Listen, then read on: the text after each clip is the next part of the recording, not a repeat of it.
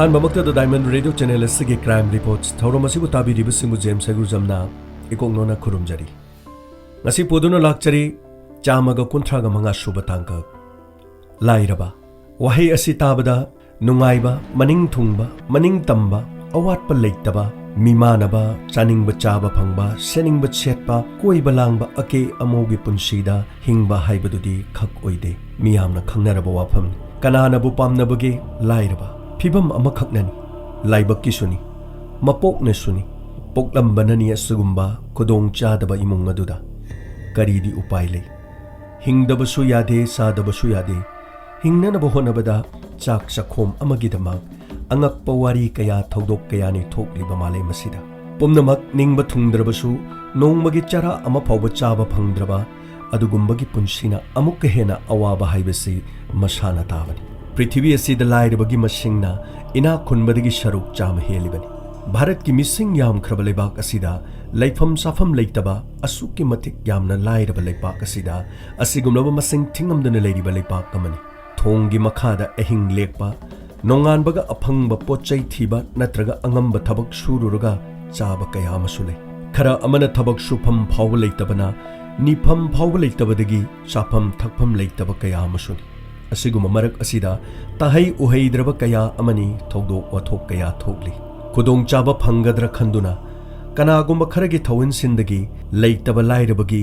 ꯈꯔ ꯄꯩꯁꯥ ꯊꯣꯛꯅꯅꯕꯒꯤ ꯍꯣꯠꯅꯔꯨꯕꯗꯒꯤ ꯑꯃꯨꯛ ꯍꯟꯅ ꯃꯌꯨꯝꯗ ꯍꯜꯂꯛꯈꯤꯗꯕꯁꯨ ꯀꯌꯥꯅꯤ ꯊꯥꯖꯔꯨꯕꯗꯒꯤ ꯃꯐꯝ ꯀꯌꯥꯗ ꯄꯨꯈ꯭ꯔꯒ ꯄꯨꯟꯁꯤ ꯂꯝꯕꯤ ꯑꯃꯗ ꯆꯠꯈꯤꯗꯨꯅ ꯅꯨꯄꯤ ꯑꯣꯏꯕꯤ ꯀꯌꯥꯗꯤ ꯁꯥꯗꯣꯡ ꯌꯣꯟꯗꯨꯅ ꯄꯨꯟꯁꯤ ꯆꯨꯞꯄ ꯑꯃꯨꯛ ꯍꯟꯅ ꯃꯌꯨꯝꯗ ꯍꯜꯂꯛꯈꯤꯗꯕꯁꯨ ꯀꯌꯥꯅꯤ ꯑꯉꯥꯡ ꯀꯌꯥ ꯅꯨꯄꯥ ꯀꯌꯥ ꯅꯨꯄꯤ kaya masagi haksangi partsingidamag yonthokduna amuk hanna masagi asiba haksang phawba phangkidabsu kayan iramdam sana leipak kangleipak asidasu lairaba masingna adumak heli kana leijadraba loinana chaningai thangningai leijadraba lamdam asida India gi atai state komna lambi da chakniba masingdi aduki matik hanthana lei haibabu mitop miyan sam sing tharaga lak kungani palom leiriba mafam asida chakniba chaniga humpu humdoi changda Union Ministry of Social Justice ki report amagi matung ina nupi chamagani futaruk lemhoriba saruk aduna nupa gi saruk oina Manipur da su leiri India gi oina chaurakna chakniba masing asi lak mari khare hena lei masigi manungda West Bengal khakta da chakniba masing lising marphuma thoirom lei adubu hingdabadi yade hingnaba honari angam suduna mitopna sum thomjelaktuna awang nongpoktasu sakniba masing nongmagi masing hengalakli Assam khakta da lising kungani thoi chamaga tara taruk lom yaukhre masisu 2011 gi report amagi matung inani English sing ani taraga mapandadi masing asuki matik helam lagani hingnanaba chananaba upai leitraduna lambi kayada aranba lambi da chatnaba yaukta basunati asumna sanalepak Manipur asidasu Miyoi lising ani gi mathakta nupi singna masagi sadong yonduna hingnabagi namada punsi lan thengnari makhoibo atopa subanobagi thabakta lak nananabagi dama social activist kayana su honaba horagli yam sindringai da ahenba migyeng changduna vocational training kayamarum pidana amadi makhoibo counseling tawduna hingnabagi wahanthok leina atopa sinpham amada pusinnanaba mari leinaba kayana henjilaktringai da semdok sadokpagi matam adudi oirabra haibasi wahang ama oire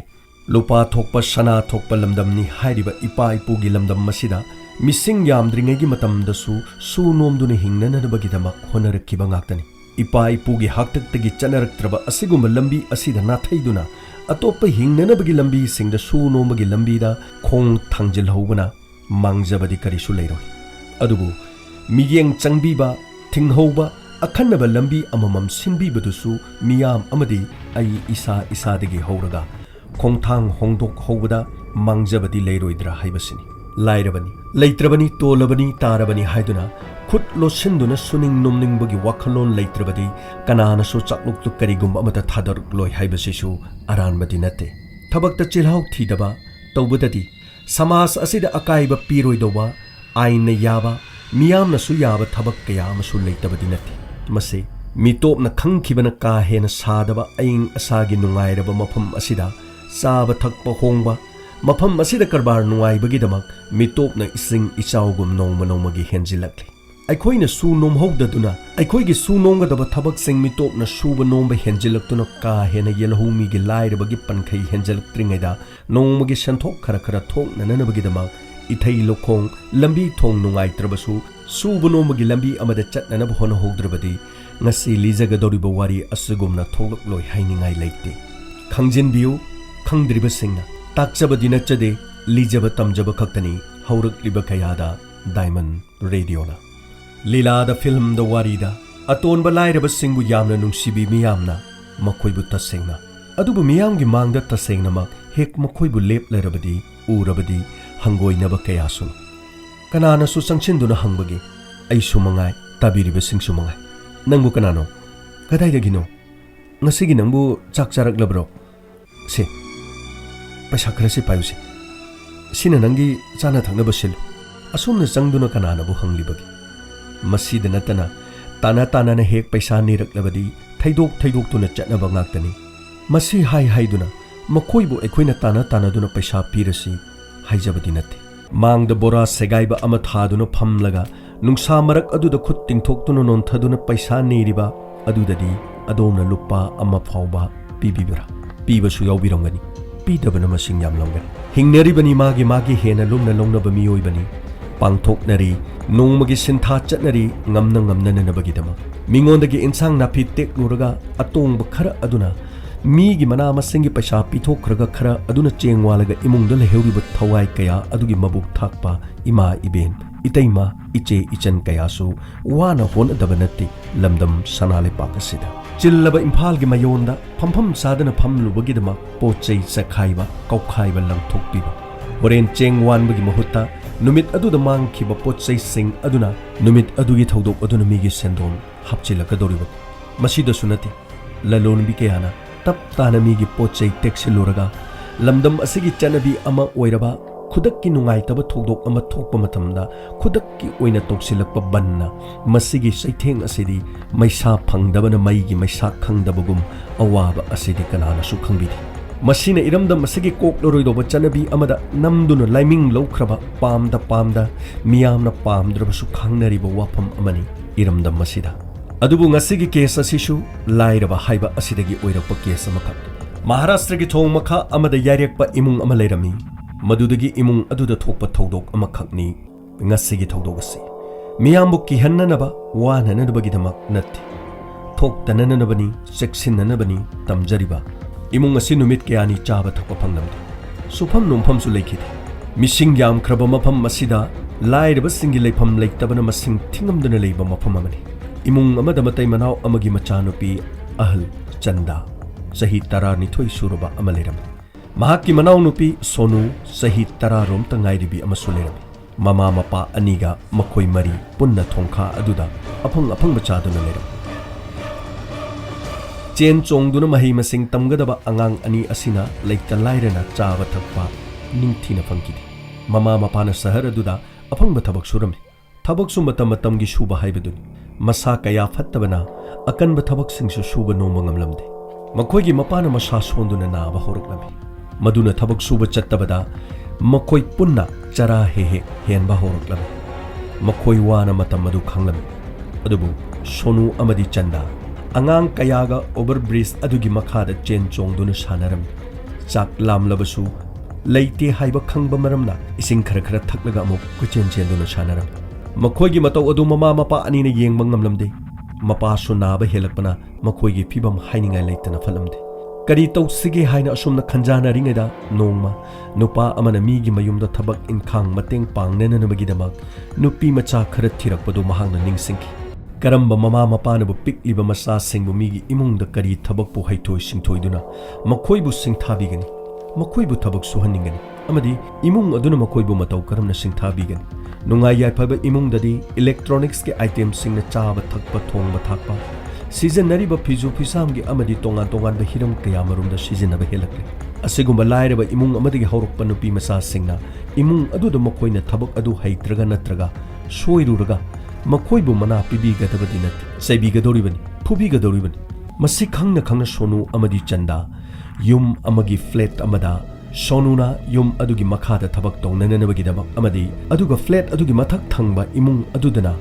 ꯃꯈꯥꯗ ꯂꯩꯔꯤꯕ ꯏꯃꯨꯡ ꯑꯗꯨꯒꯤ ꯃꯆꯥꯅꯨꯄꯤꯅ ꯑꯇꯣꯞꯄ ꯅꯨꯄꯥ ꯑꯃꯗ ꯃꯌꯨꯝ ꯄꯥꯜꯂꯒ ꯂꯩꯕ ꯌꯨꯝ ꯑꯃꯗ ꯃꯆꯦ ꯆꯟꯗꯥꯅ ꯊꯕꯛ ꯁꯨꯕ ꯌꯥꯎꯅꯅꯕꯒꯤꯗꯃꯛ ꯃꯄꯥꯅ ꯋꯥꯐꯝ ꯑꯁꯤ ꯌꯥꯊꯣꯛꯈꯤꯔꯝꯃꯤ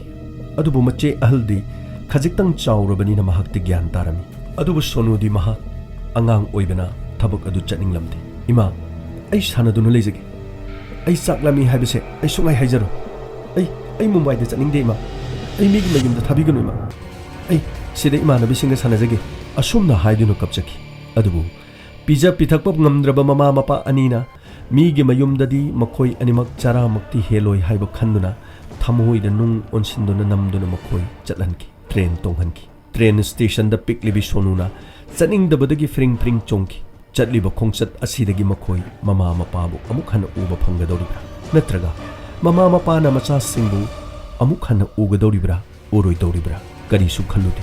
ꯑꯗꯨꯃꯛ ꯄꯨꯈꯤ ꯇ꯭ꯔꯦꯟ ꯑꯗꯨꯅ ꯂꯥꯞꯅ ꯃꯃꯥ ꯃꯄꯥꯗꯒꯤ ꯑꯁꯨꯝꯅ ꯃꯨꯝꯕꯥꯏꯗ ꯔꯥꯖꯦꯁ ꯚꯥꯇꯤꯌꯥ ꯀꯧꯕ ꯅꯨꯄꯥ ꯑꯃꯒꯤ ꯌꯨꯝꯗ ꯁꯣꯅꯨ ꯊꯕꯛ ꯁꯨꯕ ꯍꯧꯔꯝꯃꯤ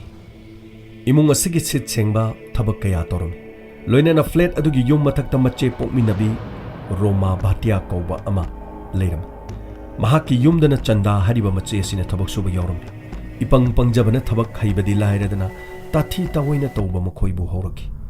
ꯁꯣꯅꯨ ꯑꯃꯗꯤ ꯆꯟꯗꯥ ꯃꯈꯣꯏ ꯎꯅꯕ ꯐꯥꯎꯕ ꯊꯣꯏꯅ ꯐꯪꯂꯝꯗꯦ ꯔꯥꯖꯦꯁꯀꯤ ꯏꯃꯨꯡꯗ ꯃꯄꯥ ꯃꯃꯥ ꯃꯈꯣꯏ ꯑꯍꯨꯝ ꯂꯩꯔꯝꯃꯤ ꯀꯔꯤꯕꯨ ꯍꯩꯔꯨꯒꯅꯤ ꯁꯣꯅꯨꯅ ꯆꯍꯤ 10 ꯈꯛꯇ ꯉꯥꯏꯔꯤꯕꯤꯅꯤ ꯋꯥꯏ ꯇꯩꯕꯗ ꯈꯣꯡꯗ ꯅꯨꯔꯥꯅ ꯁꯣꯛꯂꯛꯏ ꯍꯥꯏꯗꯨꯅ ꯔꯥꯖꯦꯁꯅ ꯑꯉꯥꯡ ꯑꯗꯨꯕꯨ ꯃꯃꯥꯏꯗ ꯈꯨꯞ ꯄꯥꯛꯅ ꯊꯥꯖꯤꯜꯂꯝꯃꯤ ꯔꯥꯖꯦꯁ ꯏꯟꯖꯤꯅꯤꯌꯥꯔ ꯑꯣꯏꯕ ꯃꯤꯑꯣꯏ ꯑꯃꯅꯤ ꯂꯥꯏꯔꯤꯛ ꯂꯥꯏꯁꯨ ꯍꯩꯔꯕ ꯃꯤꯑꯣꯏ ꯑꯗꯨꯅ ꯃꯤꯅꯨꯡꯁꯤ ꯍꯩꯇꯅ ꯍꯦꯛ ꯐꯨꯕ ꯆꯩꯕ ꯑꯉꯥꯡ ꯑꯗꯨꯗ ꯇꯧꯔꯝꯃꯤ ꯀꯔꯤꯒꯨꯝꯕ ꯃꯇꯝꯗ ꯁꯣꯏꯔꯛꯂꯕꯁꯨ ꯀꯣꯜꯂꯤꯛ ꯆꯥꯝꯕ ꯃꯇꯝꯗ ꯁꯦꯡꯗꯦ ꯍꯥꯏꯗꯨꯅ ꯃꯃꯥꯏ ꯃꯃꯤꯠ ꯈꯪꯗꯅ ꯑꯆꯧꯕ ꯈꯨꯄꯥꯛ ꯑꯗꯨꯅ ꯊꯥꯖꯤꯜꯂꯝꯃꯤ ꯔꯥꯖꯦꯁꯀꯤ ꯃꯆꯦ ꯔꯣꯃꯥꯅ ꯉꯥꯡꯕ ꯆꯩꯕꯗꯤ ꯀꯔꯤꯗ ꯍꯥꯏꯔꯨꯒꯅꯤ ꯑꯃꯔꯣꯝꯗ ꯃꯆꯦ ꯆꯟꯗꯥꯗꯤ ꯈꯖꯤꯛꯇꯪ ꯆꯥꯎꯕꯅ ꯆꯍꯤ 12 ꯁꯨꯔꯕꯅ ꯃꯤꯆꯩ ꯈꯔ ꯇꯥꯖꯔꯕꯁꯨ ꯐꯨꯕ ꯆꯩꯕꯃꯛꯇꯤ ꯔꯣꯃꯥꯅ ꯇꯧꯔꯝꯗꯦ ꯅꯊꯤꯕꯣꯡ ꯆꯥꯔꯤꯕꯗꯣ ꯀꯔꯤꯒꯤꯅꯣ ꯌꯥꯝ ꯄꯪꯂꯤꯕꯗꯨꯕꯣ ꯑꯁꯨꯛ ꯌꯥꯝꯅ ꯅꯉꯣꯟꯗ ꯉꯥꯡꯕ ꯃꯇꯝꯗ ꯅꯪꯅ ꯍꯩꯇ꯭ꯔꯤꯁꯤꯕꯨ ꯀꯔꯤꯒꯤꯅꯣ ꯆꯥꯕꯗꯗꯤ ꯅꯕꯨꯛꯇꯨ ꯊꯟꯅ ꯅꯕꯨꯛꯇꯨ ꯀꯥꯏꯒꯩ ꯆꯥꯏꯅꯦ ꯑꯗꯨꯒ ꯊꯕꯛ ꯑꯃꯇꯪ ꯇꯧꯕꯗꯅ ꯍꯦꯛꯇ ꯍꯩꯇꯕ ꯑꯗꯨꯕꯨ ꯀꯔꯤꯗꯤ ꯍꯥꯏꯔꯨꯅꯤ ꯆꯥꯛ ꯆꯥꯕ ꯐꯪꯕꯒ ꯂꯣꯏꯅꯅ ꯄꯩꯁꯥ ꯈꯔ ꯃꯍꯥꯛꯅ ꯐꯪꯖꯕ ꯑꯗꯨꯅ ꯃꯃꯥ ꯃꯄꯥꯗ ꯊꯥꯕ ꯑꯗꯨꯅ ꯃꯗꯨꯒꯤ ꯈꯜꯂꯒ ꯌꯥꯝꯅ ꯋꯥꯅ ꯃꯈꯣꯏ ꯑꯅꯤ ꯌꯨꯝꯁꯤꯡ ꯑꯗꯨꯗ ꯊꯕꯛ ꯇꯧꯔꯝꯃꯤ ꯑꯁꯨꯝꯅ ꯊꯥ 2 ꯍꯧꯈꯤꯔꯝꯃꯤ ꯅꯣꯡꯃ ꯁꯣꯅꯨꯅ ꯆꯟꯗꯥꯒ ꯐ꯭ꯂꯦꯠ ꯑꯗꯨꯗ ꯃꯈꯣꯏ ꯑꯅꯤ ꯎꯅꯈꯤ ꯑꯃꯗꯤ ꯁꯣꯅꯨꯅ ꯆꯟꯗꯥꯗ ꯍꯥꯏꯔꯝꯃꯤ ꯏꯆꯦ ꯌꯨꯝꯗ ꯆꯠꯂꯁꯤꯕ ꯁꯤꯗꯗꯤ ꯁꯥꯟꯅꯕꯁꯨ ꯐꯪꯗꯦ ꯑꯗꯨꯒ ꯏꯆꯦ ꯑꯩ ꯏꯊꯟꯇ ꯃꯈꯣꯏꯒꯤ ꯒꯦꯔꯦꯖ ꯑꯃꯗ ꯇꯨꯝꯍꯜꯂꯦ ꯏꯆꯦ ꯑꯩ ꯌꯥꯝꯅ ꯑꯍꯤꯡꯗ ꯀꯤꯌꯦ ꯏꯆꯦ ꯑꯗꯣ ꯑꯩ ꯑꯍꯤꯡꯁꯦ ꯑꯩ ꯁꯨꯡꯇꯨꯝ ꯇꯨꯝꯗꯦ ꯑꯗꯨꯒꯅꯤ ꯏꯆꯦ ꯑꯩꯒꯤ ꯄꯨꯛꯁꯦ ꯌꯥꯝꯅ ꯅꯥꯏꯌꯦ ꯏꯆꯦ ꯑꯍꯤꯡꯗꯅꯦ ꯚꯨꯠ ꯑꯃ ꯂꯥꯛꯑꯦ ꯑꯗꯨꯒ ꯚꯨꯠ ꯑꯃ ꯂꯥꯛꯑꯒꯅꯦ ꯑꯩꯕꯨ ꯃꯆꯦꯠ ꯃꯆꯦꯠ ꯆꯥꯔꯤꯕ ꯑꯗꯨꯒꯅꯦ ꯑꯩꯕꯨ ꯆꯥꯕ ꯂꯣꯏꯔꯒ ꯃꯥ ꯍꯦꯛꯇ ꯆꯠꯈꯤ ꯏꯆꯦ ꯑꯩ ꯌꯥꯝꯅ ꯀꯤꯌꯦ ꯑꯩ ꯃꯈꯣꯏꯒꯤ ꯌꯨꯝꯁꯤꯗ ꯂꯩꯕꯁꯤ ꯏꯆꯦ ꯑꯩ ꯌꯥꯝꯅ ꯀꯤꯌꯦ ꯑꯗꯨ ꯏꯆꯦ ꯑꯩ ꯅꯪꯒ ꯍꯣꯔꯦꯟꯗꯒꯤ ꯇꯨꯃꯤꯟꯅꯁꯤꯔ ꯏꯆꯦ ꯁꯣꯅꯨ ꯀꯗꯥꯏꯗꯒꯤ ꯚꯨꯠꯅꯣ ꯅꯪꯒꯤ ꯋꯥꯈꯜꯗꯅꯦ ꯁꯦ 이반이네 미기 ꯃꯌꯨꯝꯁꯤꯗ ꯂꯩꯕꯗꯒꯤ ꯕꯕꯥꯁꯨ 이마ꯁꯨ ꯆꯥꯕ ꯐꯪꯂꯤꯅꯤ ꯑꯗꯣ ꯕꯕꯥꯁꯨ खरा लेरदी नाबा फरकलानी बाबाना नाबा फरदी अमुक थबक सुबा चलनी अदुदगिदी इबानी से युमदा चसे हौजिक्ति मतम खरा खांगो अदुगने मफम असिदगी युमदा चटपदो अइदि खंगदेबा मतौ करमने इबानी सिदगी थोखरगा युमदा चटकनी अदुनने मतम खरा खांगीजेबको असुमनो वाफम सिंग असे हाइरमी मसिदगी मतम खरा लेरगा राजेश महाकी ममा अमदी मपागा मखोई अहुम अयुक्तगी थबक अमा चटननब सेम सारम अमदी सोनुदा युमगी थोंग हांगनु युम अदुदा लेरमु मखोइना हलक्त्रिब फावबो मपान थोकप यारोय हाइना हाइरगा नुमित अदुदा मखोइ थोकी असुमना अयुक पुंग मापलोम ताबदगी थोखरगा नुमिदांग अथेंगब पुंग 13 तारकप मतमदा मखोइ युमदा हलखी अमदी मखोइगी सो एक्स्ट्रा अमना युम अदु थोंग हांगमे मसिगी मतुंगदा मखोइना इमुंग अदु यौबो मतमदा इमुंग अदुदा अकीबा फिबम अमा उखिरमे मदुदगी पुलिस तम खोइन कॉल तोकी पुलिस मफम अदुदा लाकी मतो करमना ngang सिबनो सर फेन सिगी मथकता युमलाई सिदा लेरिसे सिगी फेन सिदा फी अमना थोड़ी यालमने सुसाइड तोरमने सर करी चही 10 गी ngang सिना सुसाइड तोवेबा अदा सिबसि कना लोथरिबा sir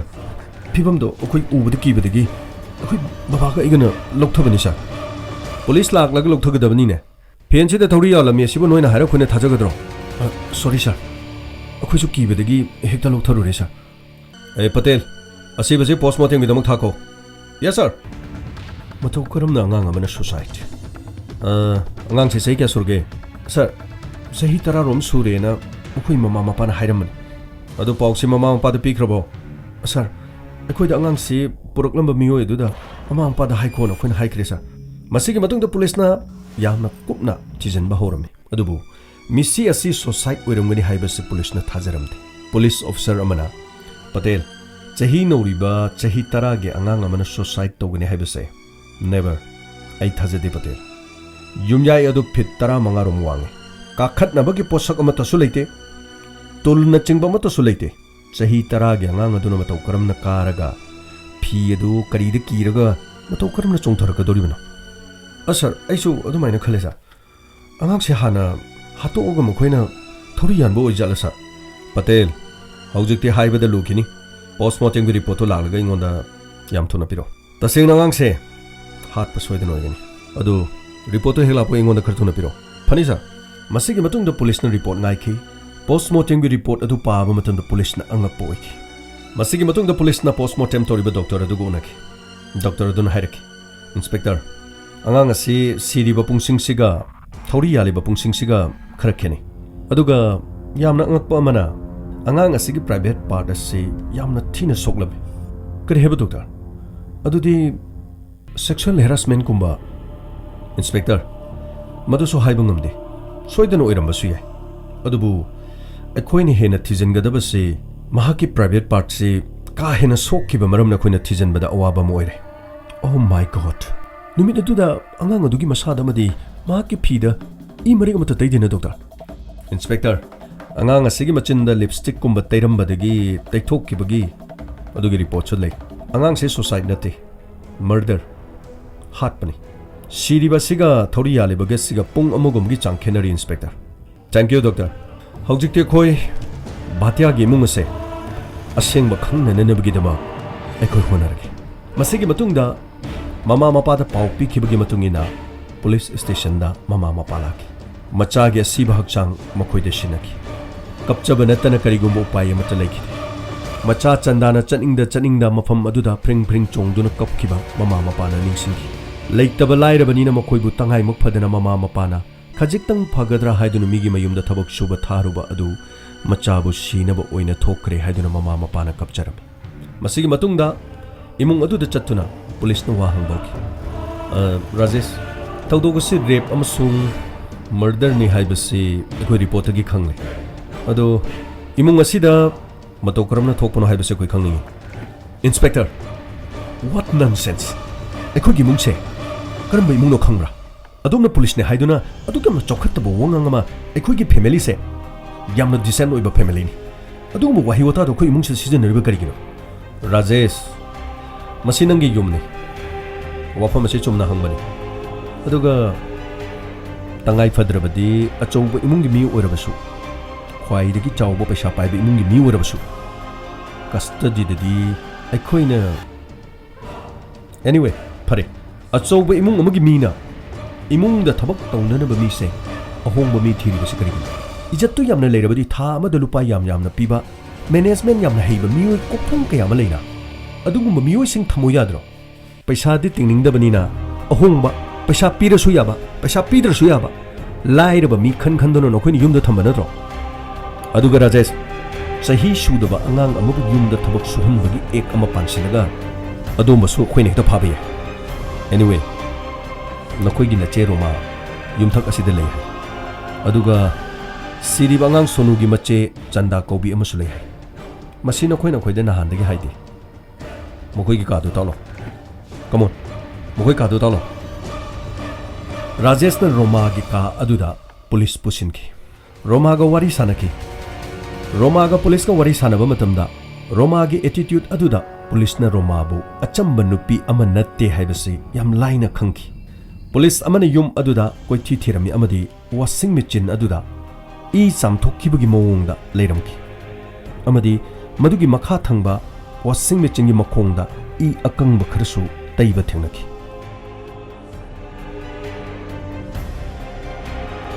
sir mafam sida khigi I guma chamthokki bi mong khar lere sir aduga washing machine sisu sir akoi forensic kambu koraga check to hundaba yaroi sir Patel Ojo forensic ki mida paupi ko masigi matungda forensic ki kambu kauki amadi mafam adu da phangniba I akangba sing amadi washing machine adu da pakliba I chamkhibagi I sing adu test tawnananabagi dama khongatki masigi makha tarakpada police station na Rajesh kaukiram amadi wa hangba hoki Rajesh yamna larik lai haiba yamna decent oiba family amani police station asida karina seba tawgani sengna haigadra natraga akhoi police ke huna bi tawsira no inspector aigi ukile ai ukil da pau pigi adugane nakoina mafam sta kawraga dumaina toba yagadaba nati court ta thengnasi no Patel tabro yes sir ambulance karo yes sir adugane masidi aseng mo khangdri phawba mafam masida mi mafugani oren chatpa ngamdabado ambulance ta puraga hospital da puna namani ambulance to ko yes sir no inspector ai hasage aduni ne kasaina na chindu sengwa yadro Patel ambulance to ngai ko akhoi numito ai imaga babaga thaba ma chakhi aduga akhoi ni yumdu da halakpa matamda angang si imung sida sirga leramani amadi nungthil gi matamda ichega imaga akhoi na thabak chatlinga da chena phone toroki mada sonu hariba angang sina kaino imung gi pochei pairami haibra dugi lam henbagi khara phui haibo wafam hairaki akhoi su kari su yamna luna khaludi adubu yumda halakpa matamda di angang adu imung do sidana leramani madudagi akhoi na ai che roma koki thodogodo ai che roma na tobani thabaga se roma na tobani haiba ko masigi matungda roma police na phaduna station da poroki matam madu da mahak kari su thoksaramti karigi da angang adu mahang na hatpano haibo wafam police na hangba matamda mama mapa amadi mahakki mopa nupa na thabak chatkraba matungda nungthil gi matamda imung adu da changduni yengba matamda sonu hariba angang nupi masa asina roma gi mama gi lipstick adu mingsel mamang da phamduna mahakki machin da tairam amadi madu ubu matamda roma na yamna sauki kari su leitraba lairaba chudanaraba angang mahakna mahakki mama gi lipstick pai haiduna mahak yamna sauki amadi matam madu da mahakna mama da sunu thilgi matam da call toki adubu angang adu da mahakna songman badagi table magi mathakta uphanduna makhong makhut punchinduna thamlaga angang anigi sumama oiribi romana mahakki macha gumlabi piklibi sonuda yochai gumba amana sonugi hakchangi maningdagi masagi private part ta masing khangdana yochai aduna thindalam amadi table adugi mathakta ina pungangang na taki asuk thamoi kalabi romana piklibi angang aduda asumna yochai na thindaki adubu roma mafam adudagi chatki asumna angang aduna table adugi mathakta kanbinaba leitraba upai leitrabi sonu mapunchi mangki asumna Rajesh mama mapa makoina halakpa matamda table adugi mathakta angang adugi phibamdo adumna leiramki masidagi angang asi matau karamna dispose tawgadagi haiba makoina khanaba matamda angang adugi masada taibe I pomnamak makoina chamthoki mahakna setlamba lelamba purit khongrau ponamak lawthoklaga anouba amasindoki amadi masada taibe I sing irik amata taidana fi amana table ama thaduna makoina fan adugi mathakta angang adu suicide toba mananabagidama thori yanjinbiki wafam asi police ta Rajesh amadi machena sengna lithokpadagi wafam sing asi khangki macha gumlabi masu gumlabi piklibi angang amada makhoigi imungi su mateng pangliba makhoigi imung da su thabak tawriba makhoigi mateng pangliba angang adubu kari su minung si leitana mama gi lipstick pairui haibagi dama minung si leitana yochai amana angang adubu thindatuna mapunsi manganki nungai yai faraba larik laisu hairaba imung amada fawba macha gumlaba aduda minung si amata uttana makhoiga mari thokna de haiduna taibang miyoi ba haibadugi mari adubu kauthoklaga angang adugi mapunsi loisinki adubu lalu rabanina mi ama halu rabanina imung adugi miyoi mari ma jail da mapunsi chupa phadok tari ngasigi thodok asidagi adom da kari phawbi bage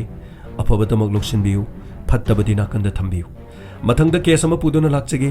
ngasigi damakta di James Saigurjamna tabiri basingbu khurumjari